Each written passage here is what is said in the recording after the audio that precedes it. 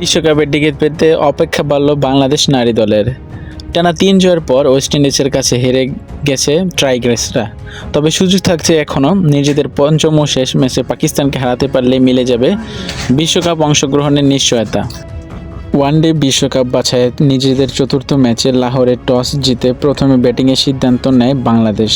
২২৮ রানের টার্গেট দেয় বাংলাদেশ ওয়েস্ট ইন্ডিজকে। তারপর ওয়েস্ট ইন্ডিজ মাঠে নামার পর ৩ উইকেটে ম্যাচ জেতে ওয়েস্ট ইন্ডিজ।